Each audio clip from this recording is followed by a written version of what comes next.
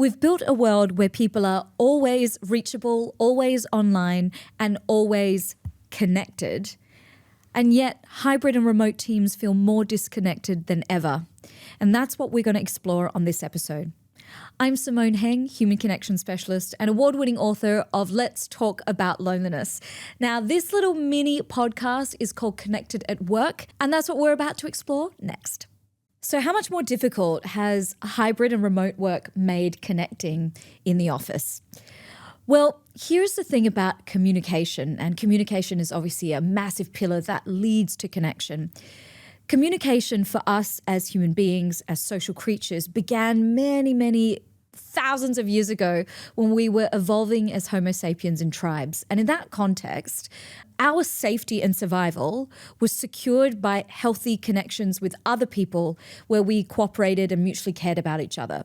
This is how human beings became the most social of all the creatures on the planet.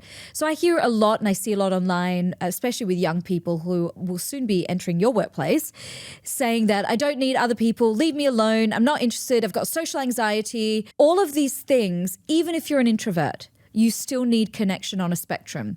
And we know that loneliness is more damaging and dangerous and deadly for you than smoking 15 cigarettes a day, an alcohol use habit, or obesity.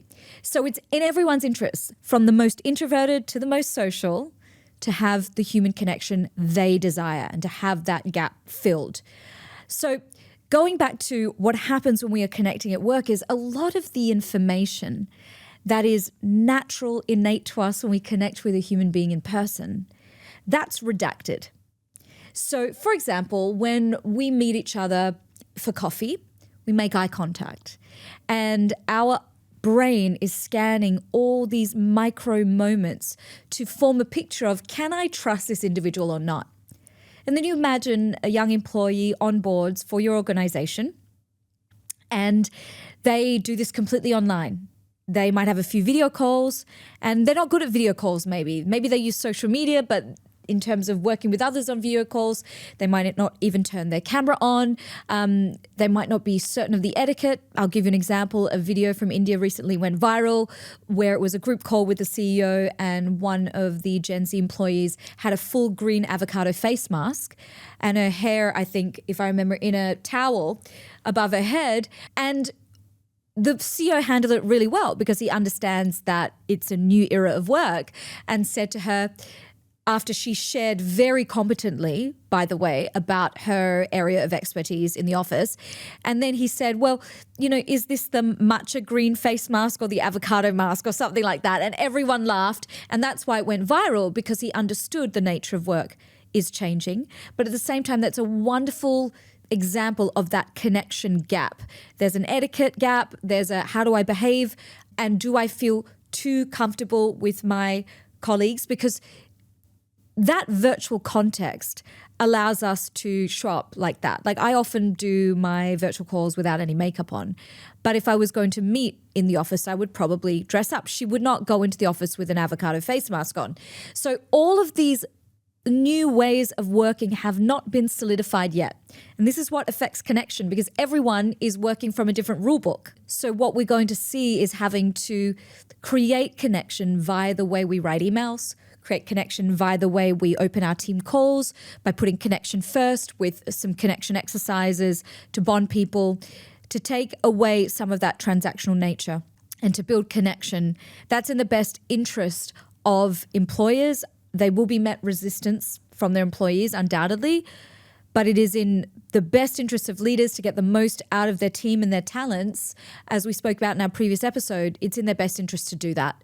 So I think it's really important to emphasize the difference between connection and communication. Okay, so you can have tools that facilitate communication, and a lot of organizations like to brand it as we help you connect, but really a Slack, a Zoom, a Microsoft Teams, they help people communicate at work.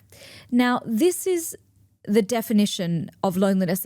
Loneliness is the gap between the quality and the quantity of connection you desire, and the quality and the quantity of connection you're getting. So that means when someone perceives they're lonely, they just feel that the connection they want is not being met. So if you look at these technological tools like Teams and Slack and that, yes, it's providing a form of communication, but it might not be the level of connection that employees desire. And that's the gap. That's why workplace loneliness can sink in. That's also why teams don't feel connected. It's not the type and the kind of connection that they desire. I think when people think about the workplace as it used to be, statistics show that that was the most common place people would meet their life partners, people had friends. When we work hybrid and remote, that has obviously really, really changed. That is no longer where people are necessarily, making all their friends. There are toxic workplace issues. Of course, now dating in the workplace is not an okay. Things have changed profoundly. And even though we have all these tools to connect technologically, they're not satiating that need for authentic and deep connection that people desire. So, can remote and hybrid teams genuinely build connection with each other? It's going to take more effort, a connection-first mindset by the workplace, and more intention to build connection when you're working hybrid or remote. And it's really a decision based on the organization, but also how they invigorate employees to want to take on that extra energy to connect with their workmates. When we meet another human being, we are wired for safety reasons in our evolution to be skeptical of them. That's why you're told as a kid, beware of strangers. And that skepticism is broken by what? By trust. And it is so much more difficult to build trust via digital means than it is in person. When you meet someone in person, your brain is scanning a million different criteria for what makes that person feel trustworthy. A lot of this is to do with warmth and competence. That warmth is redacted on video. I know from being a broadcaster for many, many years that our natural warmth is diluted on camera by about 30%.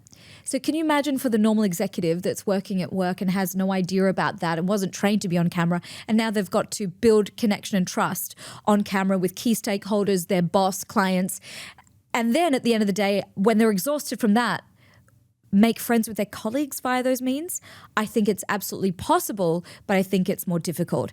And the solution would be organization having a connection-first mindset, having those in-person connection days, using in-office days for connection more than having meetings, which can be done on those virtual facilities like Zoom or Teams.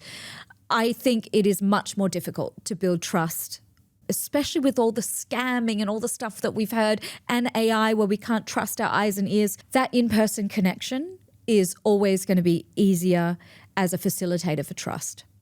So to end, I'd love to give my top tip to build trust via video for people using on camera for work all the time to communicate.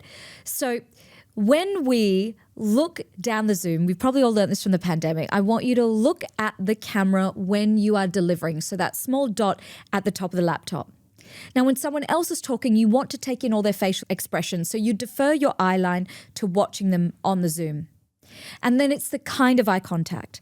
What I want you to focus on is something called the Duchenne smile. The Duchenne smile is when human beings perceive the other person to be sincere.